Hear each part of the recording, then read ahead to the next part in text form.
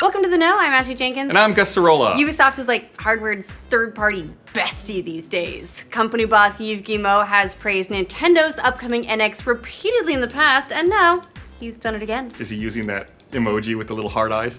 Yes. Speaking with IGN this week, he said, "I think once again the interface is very attractive. It's a machine that will be easy to use for all gamers. They have built in something that will give us a chance to really have a different experience from what exists today. That's what I like, that they come with something new that is adapted to what we actually want now." And, well, that's about what you'd expect after his comments earlier this year in July when he commented on a quarterly earnings call that what we have seen is really great. We think having a new machine coming is going to help the industry to continue to grow and to take lots more casual players back to the industry.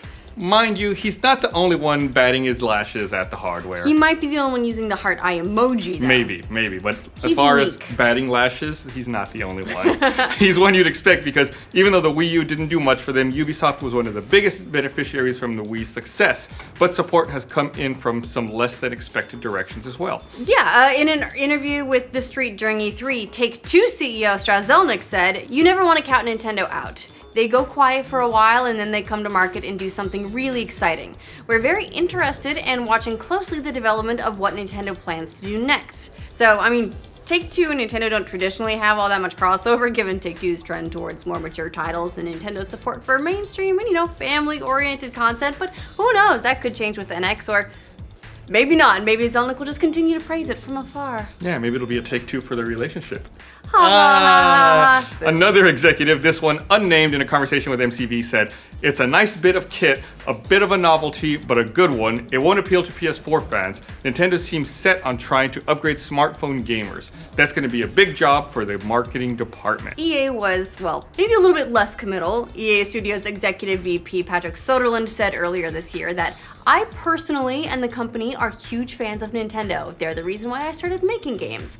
We're in constant communication with them and when they come to market something, and if it makes sense for us, we'll be there." So that's all a good sign for Nintendo since they traditionally haven't been great with third-party support in the way that PlayStation and Xbox have. Yeah, unfortunately, it's not all roses because some developers have reported the kinds of issues that seem a little bit more typical of Nintendo. After Ori and the Blind Forest developer Moon Studios contacted Nintendo to learn more about the NX so they could try to develop for it and got no response, developer Thomas Mahler commented, "With Nintendo not having any dev kits out there at this point and probably even wanting to sell it in 2016, I can already guarantee that they'll just not have any software support since nobody can just jumble games together in less than a year. I mean, you can, but it'll be garbage." Which just kind of gives you flashbacks of the Wii shovelware. Yeah. Of which there was a lot. A lot. I would say like wheelbarrow shovelware, like there was. Yeah, tons. like we needed a landfill for that thing. Yeah. We need Maybe we ETs. needed ETs, yeah.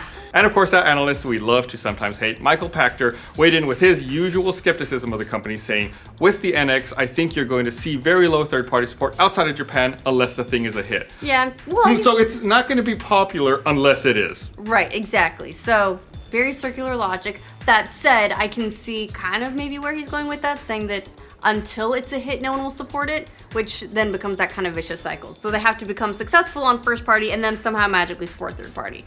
But he may not be super off base with the scenario because, I mean, Nintendo hasn't always been great with third party support. They do rely on their first party stuff more. True. When we just talk about the Wii, for example, in terms of best-selling titles, the top sellers are an unbroken line of Nintendo's first and second-party efforts. The first game that breaks the trend in the ranks is number 10, and it was Ubisoft's Just Dance 3. That title sold, I mean, it did sell really well. It sold 6 million units. Yeah. And for a while there, I mean, it seemed like Just Dance games were all that Ubisoft made. Outside of Mario and Sonic at the Olympics, which I would argue was kind of a second-party game. It was published in Japan by Nintendo.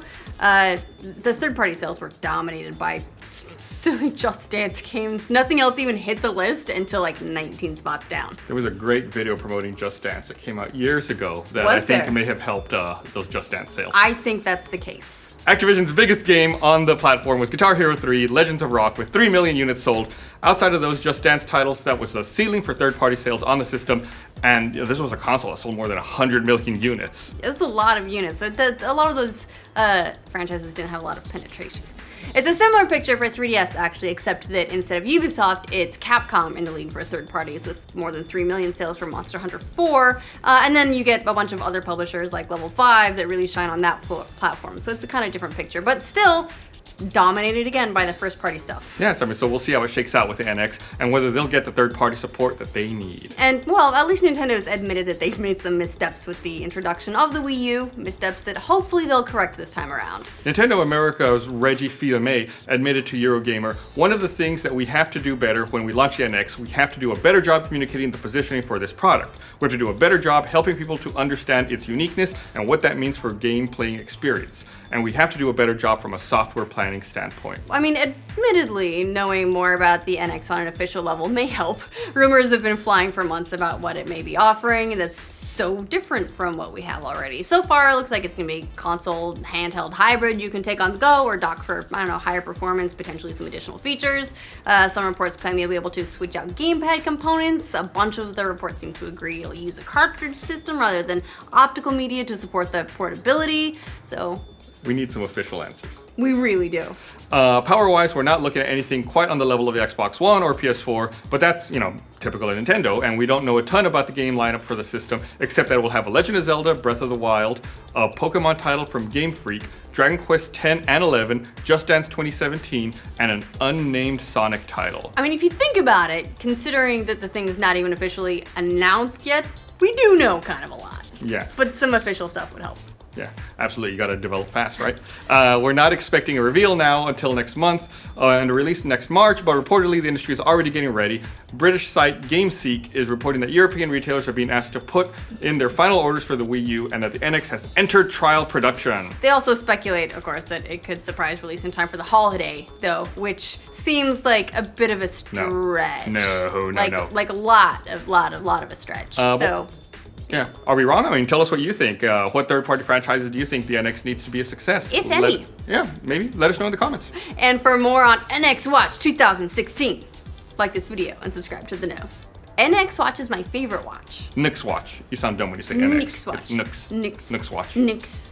The Nintendo Nix. Nix.